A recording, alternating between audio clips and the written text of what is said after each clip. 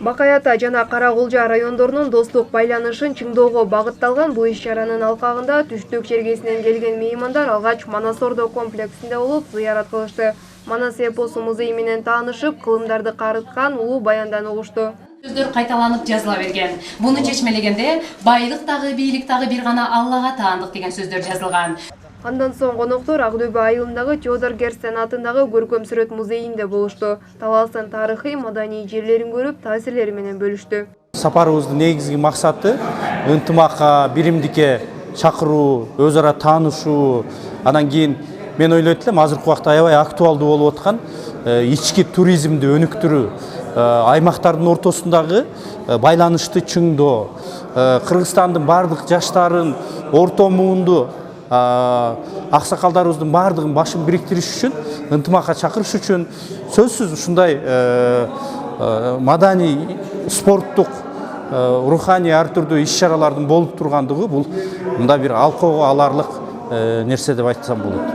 Жогорку кеңештин депутаты Нуржигит Кадырбековдун айтымында иш-чаранын негизги максаты өз ара ынтымакты бекемдөө менен ички туризмди өнүктүрүү. Максаты ушул болуп атат.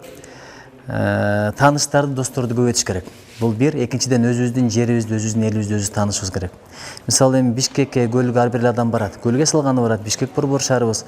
Бирок өмүрүндө ошол Ошто туулуп таласка барын ойлобогондор толтура же таласта туулуп нарынга барышты ойлобогондор толтура. Негизи элди жерди көргөн сайын көзүң көргөн жерде мээримин калат деген сөз бар. Ынтымак ошентип бекемделет, өзүбүздү өзүбүз ошентип тааныйбыз. Талас облусунда биринчи жолу уюштурулган бул демилге улантылаарын, достук байланыштар чыңдалаары айтылды. Кудай буйруса бул иш-чараны мындан да жайылтып республикалык деңгээлге чыгаралы деген ниетибиз дагы бар. Бакай Ата районунун 77-жылкы туулган жигиттерине сиздердин берген мүмкүнчүлүктөн пайдаланып ыраазычылык билдиргим келет.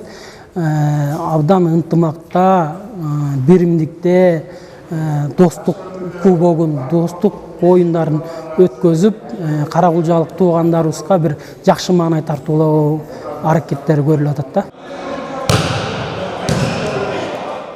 Достук сапардан экинчи күнү Талас шаарындагы Газпром спорт мекемесинде уланды.